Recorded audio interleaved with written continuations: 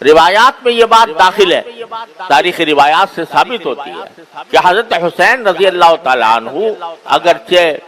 اس وقت یزید کی خلافت کو تسلیم نہیں کرتے تھے، اور اس لیے نہیں کرتے تھے کہ ان کے خیال میں یزید اس لائق نہیں تھا کہ وہ اسلامی امت کا سربراہ بنے، اور ان کو کچھ منکرات شرعیہ بھی ان پر ظاہر ہوئے تھے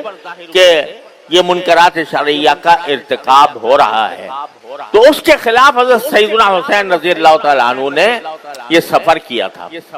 لیکن جب ان کا محاصرہ کر لیا گیا اور ان کو آگے بڑھنے سے روک دیا گیا، تو اس وقت حضرت سیدنا حسین رضی اللہ تعالیٰ عنہ نے یہ فرمایا تھا کہ میں جنگ کرنے کے لیے نہیں، میں ایک اس بات پر احتجاج کرنے کے لیے آیا ہوں کہ ایک ناجائز حکمران کو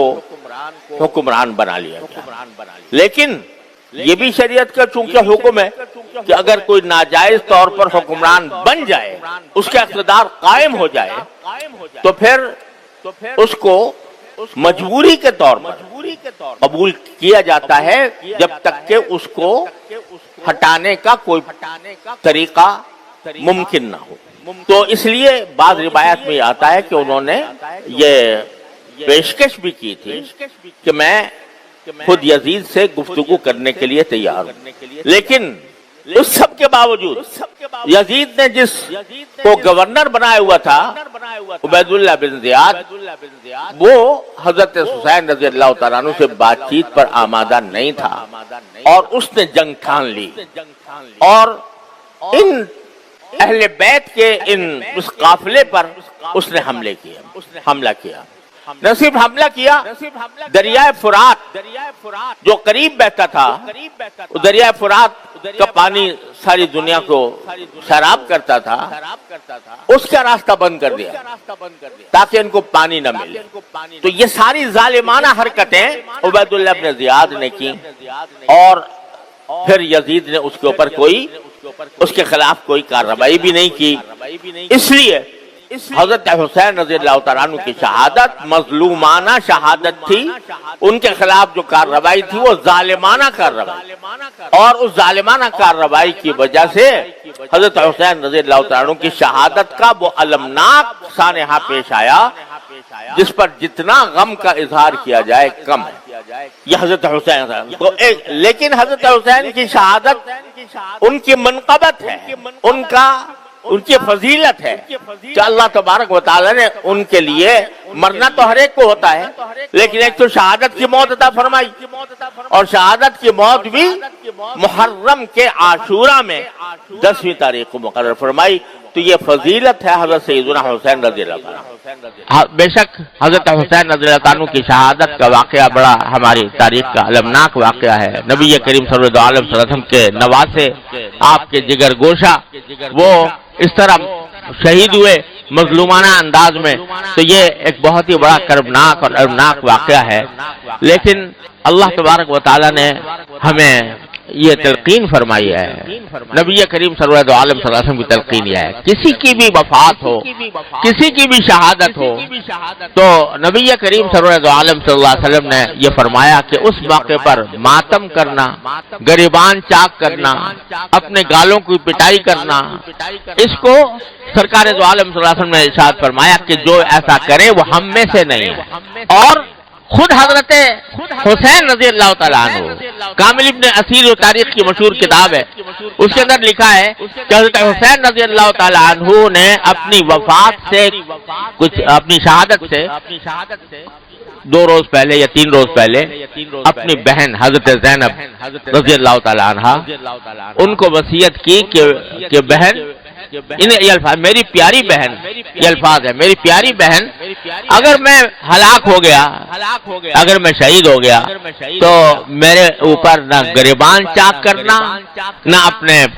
گالوں کو مارنا، اور نہ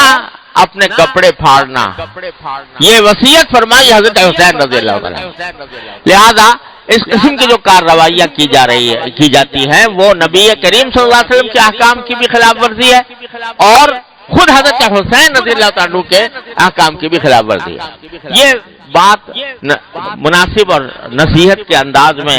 ان لوگوں سے کہہ دینی چاہیے کہ جو یہ کام کرتے ہیں، لیکن یہ بھی ساتھ میں عرض کر دوں کہ بندے کا کام یہ ہے کہ وہ حق کی بات حق طریقے سے، حق نیت سے اور نصیحت کے انداز میں، شفقت اور محبت کے انداز میں پہنچا دے اس شخص کو جو غلط راستے پر ہے، لیکن پھر اس کی ذمہ داری ہے کہ وہ حق کو اختیار کرتا ہے یا باطل کو اختیار کرتا ہے۔ انسان کو اس بات کا مکلف نہیں کیا گیا کہ وہ زبردستی دوسرے کو اپنی بات منوائے۔ قرآن کریم کی وہ آیت جو میں نے پچھلے جمعہ میں پڑھی تھی، نبی کریم سرور عالم صلی اللہ علیہ وسلم سے اللہ تبارک و تعالی نے خطاب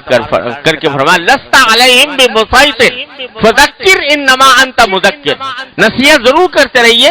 آپ نصیحت کرنے والے ہیں، لست علیہم بمسیطر، لیکن آپ ان کے اوپر داروغہ بنا کر نہیں بھیجے گئے کہ زبردستی ان کو ہدایت کے راستے پر لائیں۔ جب کافروں کے بارے میں نبی کریم صلی اللہ علیہ وسلم کو یہ ہدایت دی گئی ہے تو اگر کوئی غلط راستے پر ہے، مسلمان اسلام کا دعویٰ کرنے والے، ان کو بھی محبت پیار سے بے شک سمجھا دو، لیکن کوئی آدمی داروغہ نہیں بنایا گیا کہ زبردستی اس کو مجبور کرے کہ نہیں تم میری بات مانو اور اپنی بات چھوڑو۔ لہذا یہ جو ہمارے معاشرے کے اندر یہ ایک بعض لوگوں کا یہ ذہن بن گیا ہے کہ وہ دوسروں کو اپنے عقیدے کی طرف زبردستی کھینچے، اور اگر کوئی نہیں آتا تو اللہ بچائے لڑائی کے اوپر بھی آمادہ ہو جائے، مارنے پیٹنے پر بھی آمادہ ہو جائیں، اور اسی کی وجہ سے افسوس ہے کہ ہمارے معاشرے کے اندر یہ قتل و غارت گری کا بھی بازار، خاص طور سے محرم کا جب مہینہ آتا ہے تو اس کے اندر لوگ سہمے ہوئے ہوتے ہیں کہ پتہ نہیں کیا ہو جائے گا، اور ایک دوسرے کے اوپر لڑنے مرنے کے لیے تیار ہو جاتے ہیں اور دوسروں کے خون بہانے کے لیے تیار ہو جاتے ہیں۔ ارے یہ تو وہ مہینہ ہے کہ جس کے بارے میں نے شروع میں بتایا کہ کافر لوگ بھی لڑائی اگر ہو رہی ہوتی تھی، محرم کا مہینہ کے اندر لڑائی ان کے نزدیک بھی حرام تھی۔ کافر لوگ وہ لڑائی کو اور کشت و خون کو، خون ریزی کو ناجائز سمجھتے تھے۔ اب اگر مسلمان اس محرم کے اندر ایک دوسرے کے گلے کاٹے، ایک دوسرے کے اوپر حملہ آور ہو، یہ بڑا زبردست عیب ہے جو اس قوم کے اوپر لگ رہا ہے۔ اس سے خود بھی بچنے کی ضرورت ہے اور دوسروں کو بھی بچانے کی فکر چاہیے کہ اس مہینے کے اندر کوئی لڑائی جھگڑا نہ ہو۔ حق بات کہنا ہر مسلمان کا حق ہے، اور وہ دوسرے تک حق بات پہنچائے پیغمبرانہ طریقے سے۔ پیغمبروں کا طریقہ یہ نہیں ہوتا کہ وہ دوسرے کو گالیاں دے کر، دوسروں کے اوپر حملہ آور ہو کر اپنی بات منوائیں۔ پیغمبروں کا طریقہ وہ ہے جو اللہ تعالی نے حضرت موسیٰ علیہ السلام کو سکھایا کہ تم فرعون کے سامنے جا رہے ہو تو